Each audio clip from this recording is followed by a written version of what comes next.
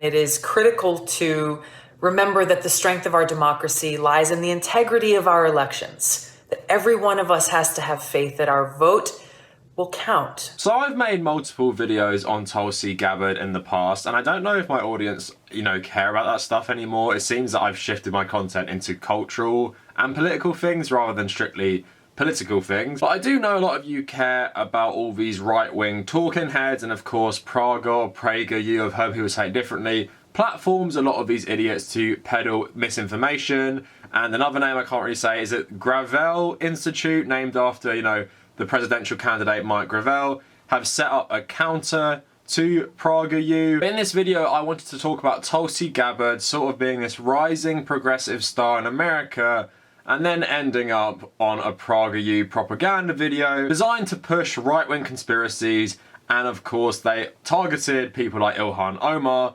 But then I'm going to contextualize it by talk about how Tulsi has always been pretty problematic and people just like to ignore it. And I also want to make the general point that just because she is, I guess, anti-interventionist and she may support things that seem progressive on the surface, it isn't born out of an ideology that me and you would necessarily agree with. But before we go any further, if you like my content, please like this video, maybe subscribe to the channel, maybe share with people you may think like this. My subs have been down lately, although the views have stayed good, so I'm hoping to keep growing and keep spreading, the messages in my videos. So any help, I would really appreciate it. And to that end, social media links and Patreon in the description. So before we get into criticisms and things that are bad with Tulsi, I think we should really point out how she got a reputation as a progressive, as I guess a leftist in some respects, and her career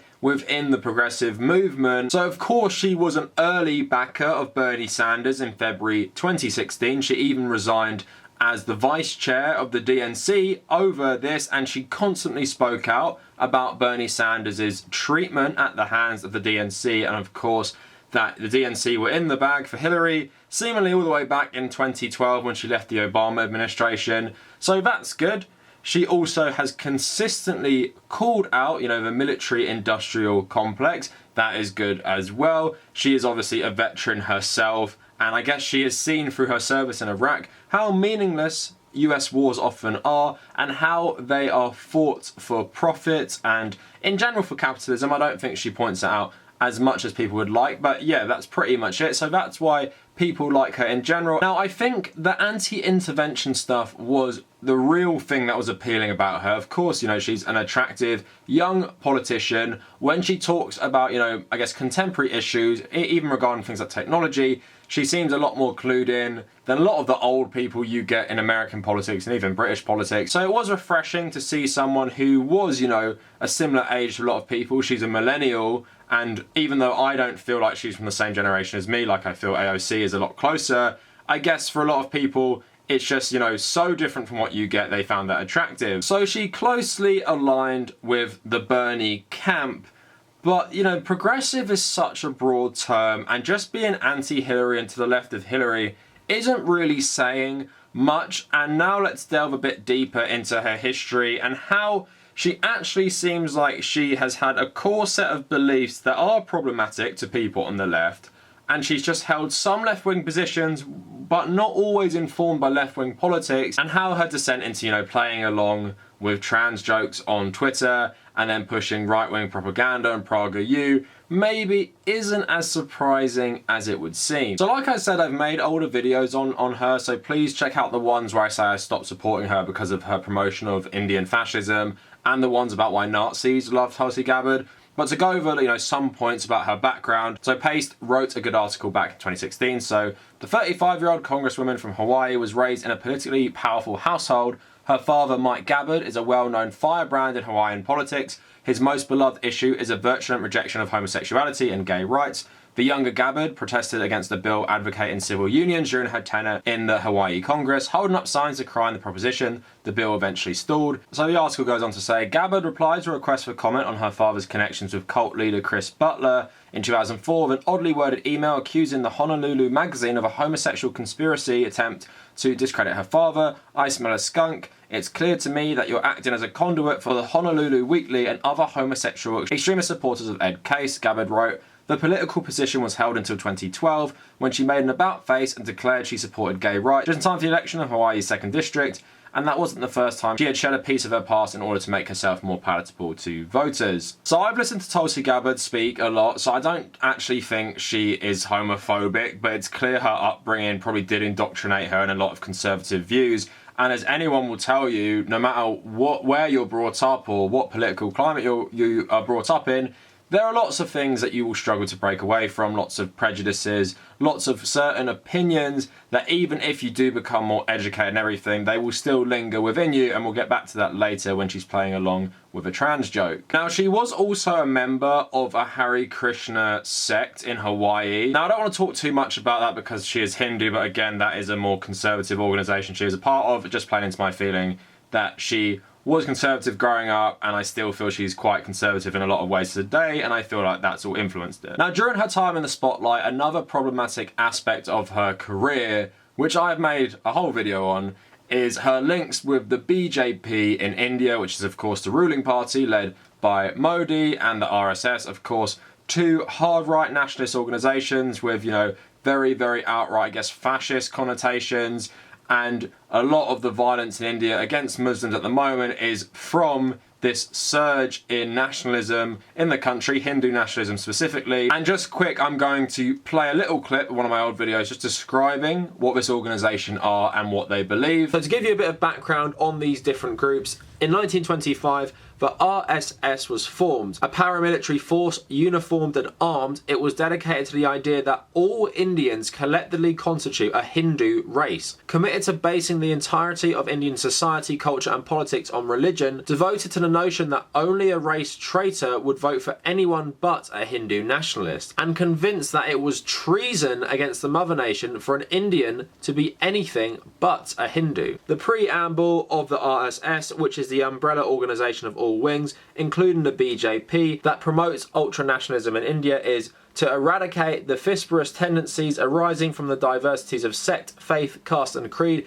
and from the political, economic and provincial differences among Hindus, and to bring about an all-round regeneration of the Hindu Samaj. So obviously the BJP are largely anti-Muslim, and when Gabbard was asked back in the day by Quartz India why she supports both the BJP and Modi, she said, "There are many different areas and sectors where the US and India's growing friendship can cover mutually beneficial grounds such as defence, renewable energy, trade and global environmental concerns such as climate change. Modi impressed me as a person who cares deeply about these issues and as a leader whose example and dedication to the people he serves should be an inspiration to elected officials everywhere. It is very important that the US and India have a strong relationship of mutual respect. The denial of a visa to Prime Minister Modi could have undermined the relationship. Had he used it as an excuse to reject having strong bilateral relationships with America, this would have been bad for both of our countries for many reasons, not least of which is war against terrorists. The relationship between India and America is very important." Now, Modi was banned from the US because he was governor of Gujarat, where essentially a massive riot took place and killed a lot of Muslims, and there is a lot of evidence that he was complicit in this, and it's not surprising given what he has done since he's been in power and really flamed tensions against Muslims, which has led to, you know, a lot of lynchings and killings, and of course ramped up the tensions with neighbouring Pakistan. So to stay on the obsession with Islam she seems to have, in this same interview she gave back in 2015, I think, she says, "The ideology of these terrorists, which you just mentioned, is Islamicism. It is a radical political ideology of violent jihad aimed at bringing about an establishment of a totalitarian society governed by a particular interpretation of Islamic state law. Referring to terrorists as Islamic extremists is simply an accurate way to identify ISIS and other Islamist extremist organizations whose ideology is rooted in one form of Islamicism or another." So you guys also may recall how she became quite famous in right-wing circles, and why they liked her is because she said President Obama should call jihadists, should call terrorists, Islamic terrorists. He shouldn't leave out the Islamic part of that. Now, on the surface, you may say, you know, what is the problem there? She's simply saying you should recognise the role this religion plays in this terrorism going on in the world right now, which could be a fair point if you're going to make it part of a broader criticism of why these terrorist groups exist in the first place. But this is the problem with Gabbard and general people who believe this sort of stuff, mainly on the right. They believe that, I guess, Islamic terrorists exist in a vacuum, where extremist Islam becoming so prevalent is just something that came out of nowhere. You know, it just one day, a bunch of Muslims are like, okay, we're going to be extremist terrorists and take on the West. Of course, there is a deep, deep history there. A lot of it has to do with Western intervention in the region, whether that is in Iran, and of course, we all know the story, Bernie Sanders tells it, and I think even Tulsi Gabbard tells it as well, that, you know, the secular Prime Minister, Mohammad Mossadegh, was overthrown by a coup orchestrated by the CIA and MI6 to allow BP to get access to Iran's oil. And of course, what happened was the Shah was put in. And then, of course, his brutal rule prompted a massive revolution when people leave out that it was a very, very broad and diverse revolution led by communists, different student groups, and was led by Islamicists as well. Future Ayatollah Khomeini was one of the first prominent critics of the Shah. And eventually, in the chaos of his new regime, Saddam Hussein invaded and everyone rallied around the government, so you have a hardline Islamic government in Iran. And of course, Iran sponsors various terrorist groups, but let's not act like this is in a vacuum. Again, we have to dissect where this strain of Islam comes from, and of course you have other things like the invasion of Afghanistan, you have the Gulf War, which is a big thing for Al-Qaeda because they couldn't accept the US being stationed in Saudi Arabia, so close to Mecca. That's a big thing for a lot of modern fundamentalists, and of course the whole issue of Israel and the treatment of the Palestinians by the Israelis, who, you know, these days especially are backed by the West. And the strain of Islamic extremism only gets worse the more we intervene, and that's the problem with Tulsi Gabbard, where she talks about these things like they are separate from each other, where you have Western intervention, which is bad, and then you have Islamicism that is bad, but there's no link together. And that is the problem with her in terms of, I've said, why Nazis like Tulsi Gabbard is because she isn't anti-war. Because she isn't. She's anti-US intervention in the sense she doesn't want to waste American lives fighting wars in other countries that seem pointless.